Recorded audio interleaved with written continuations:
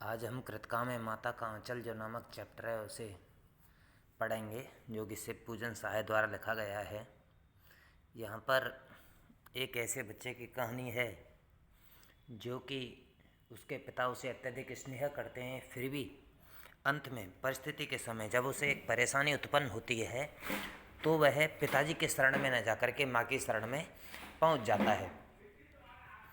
एक भोलाराम नाम का जो बच्चा है, उसके पिताजी उसे ताड़केश्वर कह कर के पुकारते थे। जब उसने देखा कि जो बच्चा है वो सुबह सुबह अपने पिताजी के साथ में ही उठकर नहा धो करके पूजा करने बैठ जाता था, उन्हीं के साथ में रहता था, माँ से केवल दूध पीने तक का नाता रहता था। जब पिताजी बाहर जाते तो उनके साथ में ही उनके साथ बाहर जाता, जहाँ कहीं भी घूमने के लिए जाते वो वहाँ उन्हीं के साथ में जाता। पूजा घर में जो पूजा उपासना किया करते थे तो वह उन्हीं के साथ में पूजा पाठ किया करता था। अपने सिर पर भभूत लगा करके लंबी लंबी जटाएं जुट रच करके वो बड़े ही आनंद के साथ में अपने पिताजी के साथ रहता था।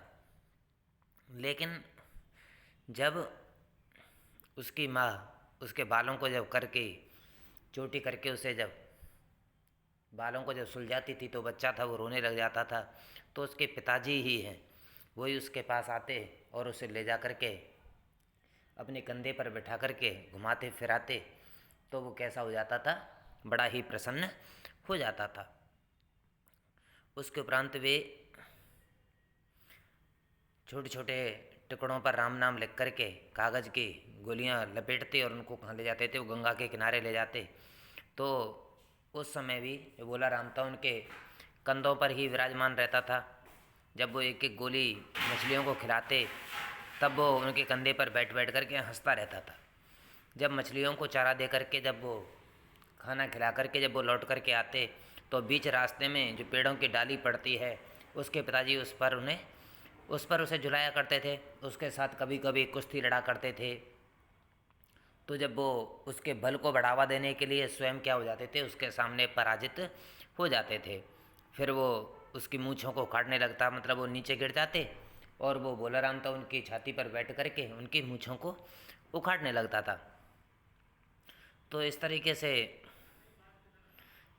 जब वो घर आते तो चौके पर बैठते और फिर वहाँ गौरस मीन्स गाय का जो दुग्ध है और भात सान करके खिलाते।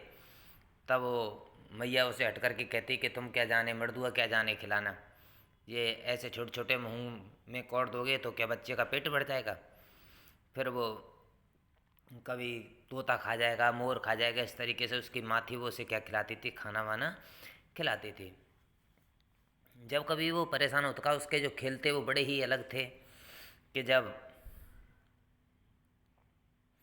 जब वो तमाशे करते तो बाहर उनके जो दीबला होते थे उनकी थाली बनती थी, उन्हीं के पत्तल बन जाती थीं।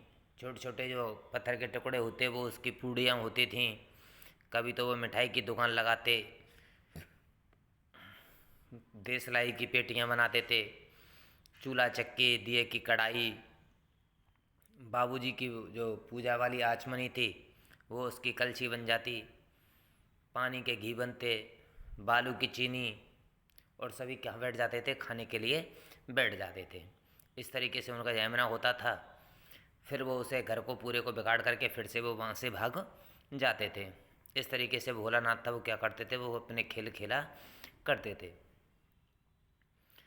तो एक बार क्या होता है कि वो कभी कभी बारात का भी जुलूस निकालते थे, बारात निकालते थे तो कनस्तर का तंबूरा बजता, शहनाई बनाई जाती, जो टूटी चोई दाने होती है उसकी पालकी बनती, कुछ लोग कंधे पर चढ़ करके दूल्हा बन करके जाते, गोबर से लिपे आम और केले की टहनियों से सजाए हुए छोटे छोटे जो पत्ते होते उनसे उनको घर को सजाया जाता। थोड़ी देर बाद मंडली जुट जाती और जब फिर खेती बाड़ी होती, इस तरीके के क्या करते थे वो खेल खेला करते थे। एक बार क्या होता है, जब वो अपने साथियों के साथ में बाहर कहीं घूमने के लिए जाता है तो वो क्या करता है कि जो एक चूहे का जो बिल होता है उसमें वो पानी उलीचने लग जाते हैं। जब वो पानी उलीचते हैं, पानी उलीचते उलीचते जब वो गड्ढा भरता है तो उसमें से क्या निकल आता है? एक सांप निकल आता है। जब सांप निकलता है तो वो उसके मारे भयभीत हो जाते हैं, और जो बच्चे होते हैं वो वहाँ से गिरते पड़ते, रोते चिल्लाते, हताशा भागते हैं। उनकी जो सारा शरीर है वो लहूलुहान हो जाता है। जो तलवे होते हैं, जो पैर होते हैं, वो कांटों से छिलनी हो जाते हैं। और इस तरीके से दौड़ा हुआ आता है और डायरेक्ट कहाँ जाते हैं? वो सीधे के सीधे घर में घुस जाते हैं।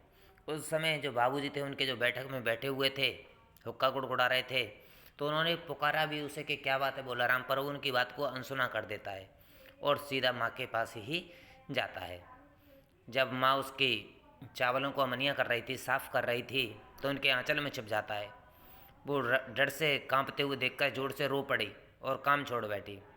अधीर होकर के भय का कारण पूछा उसने, तो फिर वो नहीं बता पाता है, तो उसको वो अपने आंचल में छुपा लेती है, उसे दबाती है, छुपा लेती है।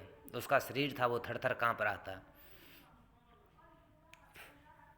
इस प्रकार हम कह सकते हैं कि जो बच्चा होता है वो भले ही पिता उसे कितना भी लाड प्यार करें, पर कहीं ना कहीं उसमें उनके लाड प्यार में भी एक अनुशासन का पुट रहता है।